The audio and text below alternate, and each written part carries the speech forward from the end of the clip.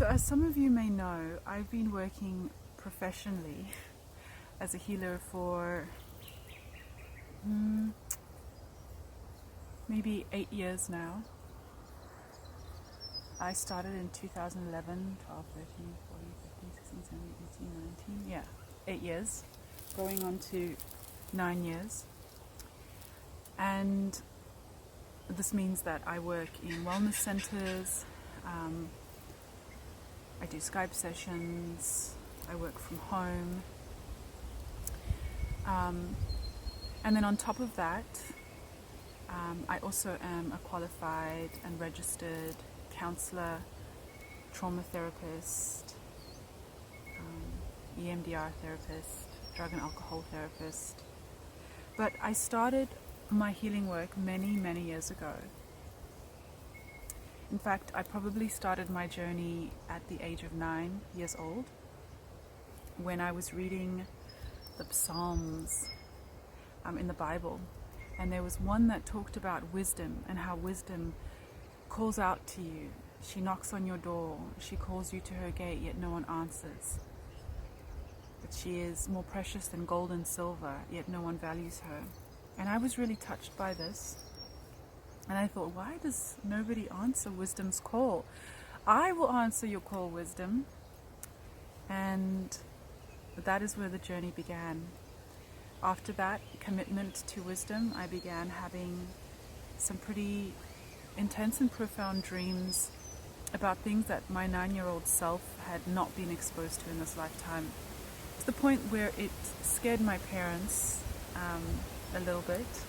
But my mother, she is a very spiritual woman. She was born as a healing baby to my grandmother, who lost her 2 sons when they went to go play in the forest and never came back. They found some old undetonated bombs from World War I, and it unfortunately killed them. So my grandmother, she went crazy with grief and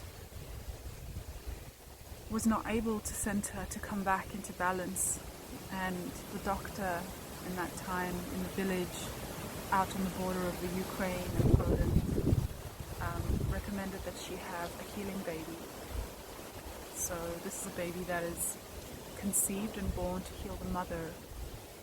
And so my mother is a healer, and a beautiful one, very spiritual, mostly Christian Orthodox is her spirituality. My grandmother was considered a white witch because she talked to the animals and the birds, and they would tell her when it would rain. And she was a beautiful woman. Olga is my grandmother's name, and Yola is my mother's name. And my name, for those of you who don't know me, is Bianca Maya Claire. Though it was Maya for the first few years of my life, first 3 years. But so when I started having these dreams and talking to my mother about spirituality, she was able to understand, and she was able to share her wisdoms with me. So this is just a little bit of my background. But what I wanted to talk about today was basically what it means to be a healer. Because, you know, there are many, many modalities that a person can train in, and some excellent ones. And I have become certified in quite a few, and I've got a couple of degrees in psychology, bachelor's and master's, and also I have certifications in healing modalities. And it's so important to learn these because they encompass ancient techniques and methods and tools that have been used for the ages to work with people who are struggling.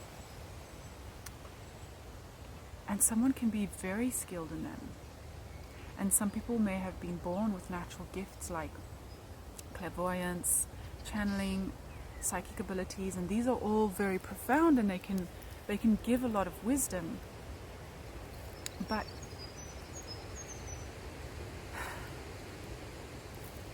to welcome people to your world, to come allow them into your space, And to call yourself someone who heals, it requires something more than being talented and skilled in your gifts. It requires more than being certified and educated. It requires you to be able to hold space for the entire person. For them to come to you and you to be able to see them and to meet them in a holistic way. So you may be skilled at something like EMDR. That's something that I do. It stands for eye movement, desensitization, reprocessing, and it's the World Health Organization's #1 trauma therapy, along with trauma-focused CBT, cognitive behavioral therapy. And it works excellently, and there's lots of research behind it. It's an evidence-based practice, and it is a wonderful, wonderful tool. But you can learn about it, you can write papers about it, you can become the most high fidelity skilled therapist at it. But if you cannot meet the person in a genuine way, if you cannot meet them heart to heart, human to human, you cannot progress them along.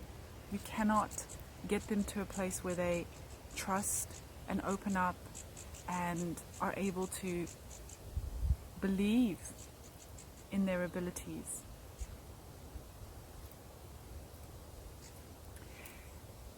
You know, I'm sure many of you have come across a family member or a friend that just sees you, that just is able to sit and listen to you,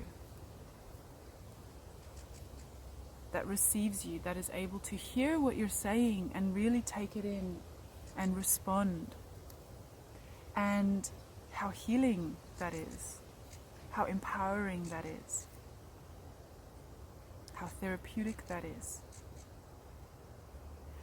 That is the fundamental foundation of healing. That is healing. To really meet another person, to be fully present with them. That is what creates, I guess, magic. That is what creates miracles. That is what empowers people. So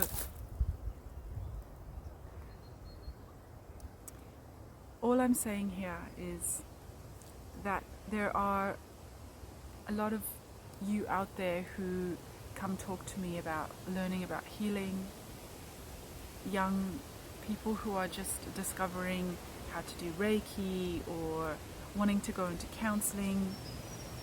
And the greatest piece of advice that I can give is learn to sit with yourself first, to really meet yourself, to really hold space for yourself.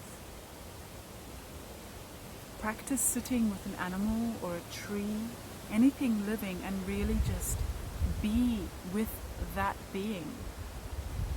Really just listen and pick up and sense what you are receiving. And when you can really feel like you've got into a place where you are doing that authentically, that is the time when you can begin calling in clients and calling yourself a healer.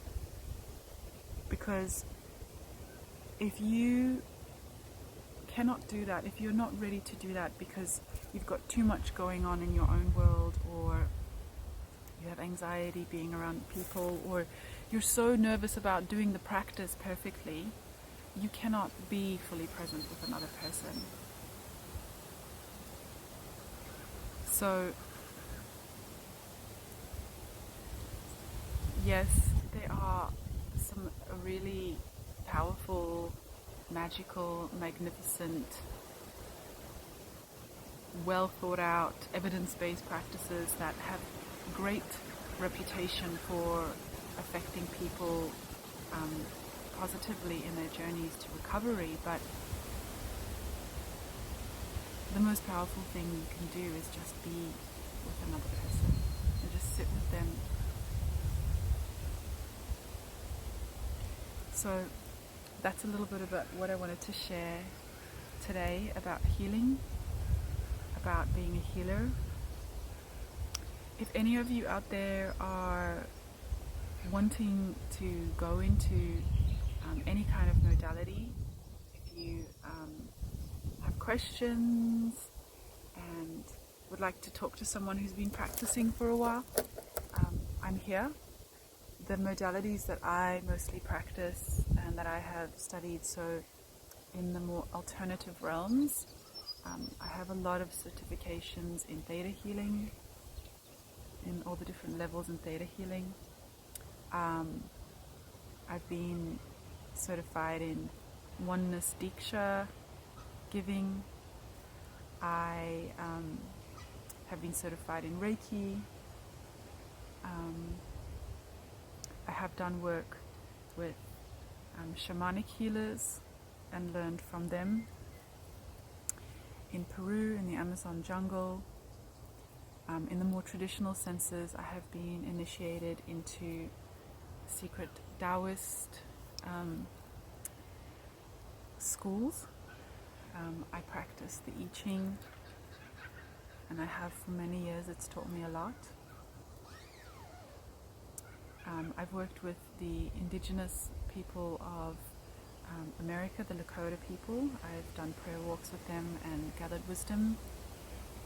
I've done work with the Aboriginal indigenous people, the Gamurai people out by Bogabilla, Maori, Gundawindi, and I've learned from them. And then in the more traditional academic senses, I have a degree in psychology, a degree in counseling. I'm doing another degree in rehabilitation counseling.